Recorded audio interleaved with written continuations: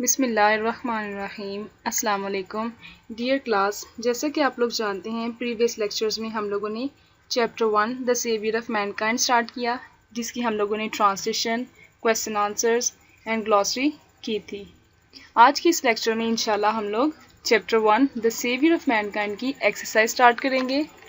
Okay, so start करते हैं with vocabulary and the A part is write the contextual meanings of the following words, then consult thesaurus to find out their synonyms.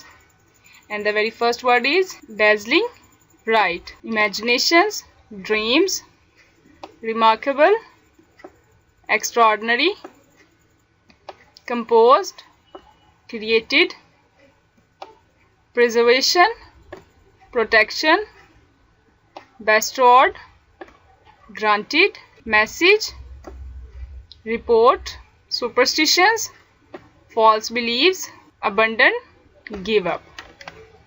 And the B part is match column A with B to find the meanings of the words. Which words? ये जो column A में तमाम words दिए गए हैं, इनके हम लोगों ने मीनिंग्स फाइंड आउट करने हैं कॉलम B में। स्टूडेंट्स रिमेंबर वन थिंग, ऊपर भी जो हम लोगों ने A पार्ट में सिनोनिम्स किए हैं प्लस ये जो वर्ड्स मीनिंग है ये आप लोगों ने अच्छे से याद करने हैं। ठीक है, ये आप लोगों को MCQs क्वेश्चन आ सकता है बट आप लोगों को एज अ कॉलम क्वेश्चन नहीं आएगा। ओके, सो स्टार्ट करते हैं। मैं इनके सामने इनकी नंबरिंग लिखती जाऊंगी ताकि आप लोगों को मैच करने में आसानी हो। The meaning of charm is attraction, compose mean right, civilization means culture, faith means belief, eradicate means eliminate, eloquent means fluent, bestowed with means to confer as gift, demolish means destroy, proselytizing means preaching, everlasting means never ending,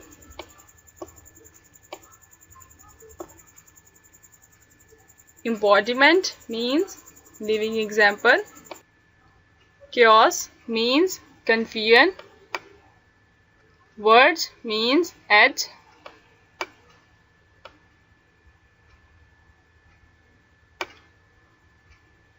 wonder means surprise, dignity means pride.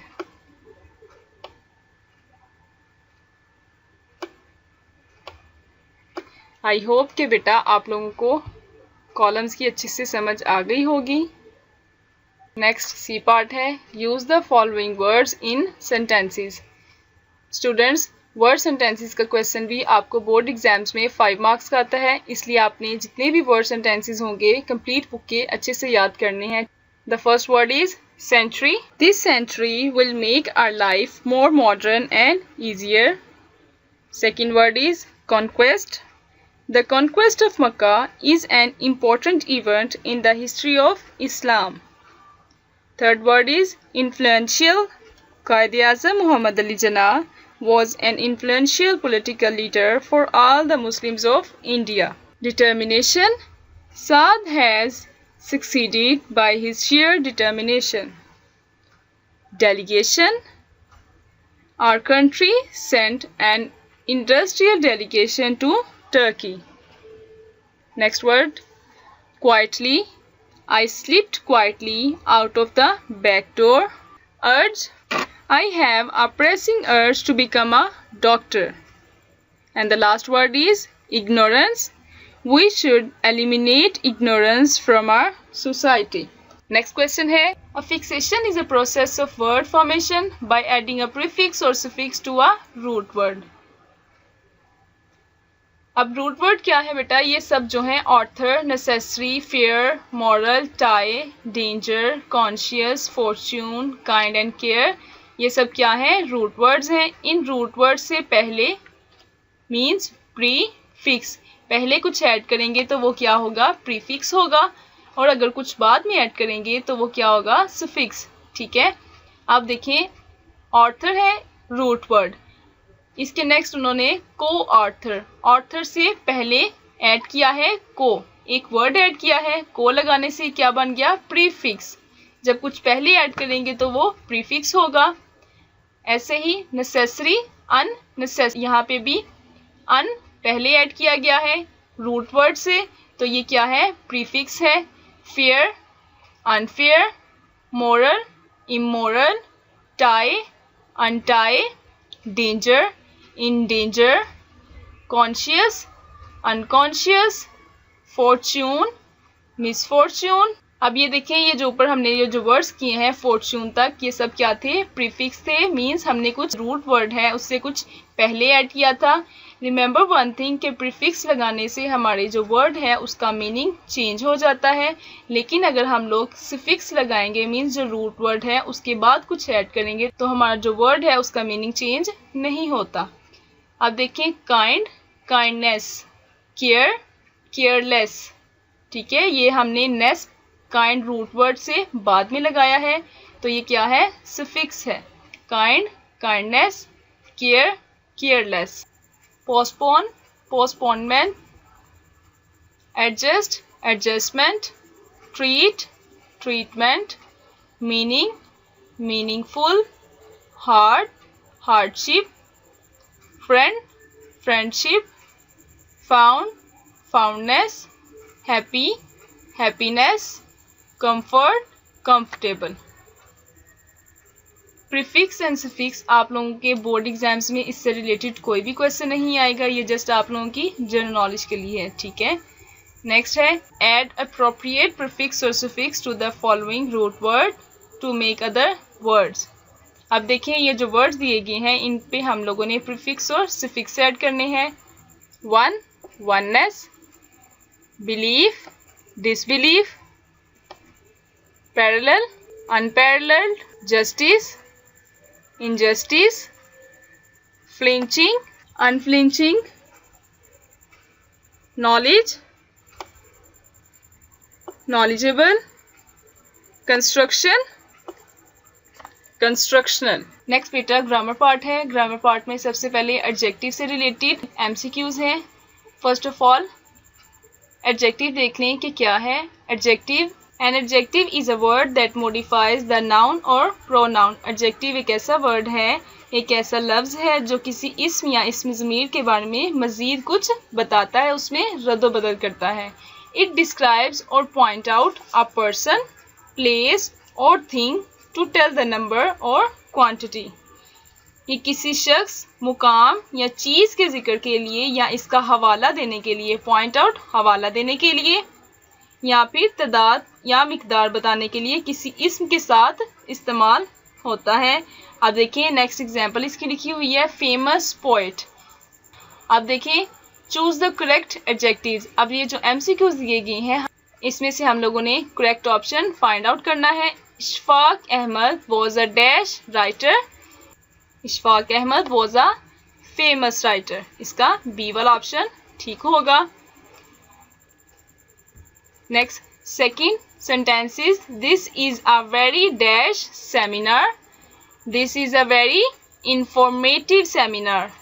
next sentence number 3, my mother becomes dash if I get home late, my mother becomes anxious if I get home late। next, it is dash to get the correct information from the university office, it is advisable to get the correct information from the university office। and the last one is, who is dash for this chaos, who is responsible for this chaos। conditional type 1 open conditions। Conditionals of this type tell us that something will happen if a certain condition is fulfilled. The condition may or may not be fulfilled. Example, if they arrive late, they will miss the bus। Students, grammar book से आप लोगों को verb correction का एक question आता है 5 marks का, उसमें कंडीशनल सेंटेंसेस भी ऐड होते हैं। Basically there are 3 type of conditional sentences, conditional type 1, conditional type 2 and conditional type 3। इस चैप्टर में हम लोग सिर्फ कंडीशनल टाइप 1 ही स्टडी करेंगे। कंडीशनल सेंटेंसेस हमेशा इफ से स्टार्ट होते हैं। अब क्वेश्चन ये है कि आप लोगों को कैसे पता चलेगा कि ये कौन सी कंडीशन है। तो इसका सबसे इजी तरीका क्या है, सबसे पहले आप लोगों ने फाइंड आउट करना है कि सेंटेंस में वर्ब की कौन सी फॉर्म यूज़ हुई है। अगर सेंटेंस में वर्ब की फर्स्ट फॉर्म यूज़ होती है तो वो कौन सा सेंटेंस होगा, कंडीशनल टाइप 1 सेंटेंस होगा। कंडीशनल टाइप 1 सेंटेंस में हमेशा वर्ब की फर्स्ट फॉर्म यूज़ होती है। देन आप लोगों को अगर ये एमसीक्यूज में आता है, अगर फर्स्ट सेंटेंस में वर्ब की फर्स्ट फॉर्म यूज़ हुई है, देन सेकंड सेंटेंस में आप लोगों ने हेल्पिंग वर्ब क्या लगाना है, विल, एंड विल के साथ अगेन वर्ब की फर्स्ट फॉर्म ही यूज़ करनी है। कंडीशनल सेंटेंसेस में जो पहला सेंटेंस है वो प्रेजेंट इंडेफिनिट का होगा और दूसरा सेंटेंस फ्यूचर इंडेफिनिट का होगा। अब देखिए, complete the sentences using the given verbs. अब ये उन्होंने वर्ड्स दिए हुए हैं, ये वर्ब्स हैं सब, इनको हमने यूज़ करना है इन फिलिंग द ब्लैंक्स में। Hurry, give, invite, sell, inform, go, win, help, allow and play. अब देखिए, If I see Aslam, I'll dash him to dinner tomorrow। अब ये देखिए I will है, ठीक है। अब यहाँ पे I will के साथ हम लोग हमेशा फ्यूचर इंडेफिनिट में वर्ब की फर्स्ट फॉर्म ही यूज़ करते हैं। तो यहाँ पे क्या आएगा, I'll invite him to dinner tomorrow। If I dash out, I'll turn off the TV। If I go out। अब ये देखिए प्रेजेंट इंडेफिनिट है।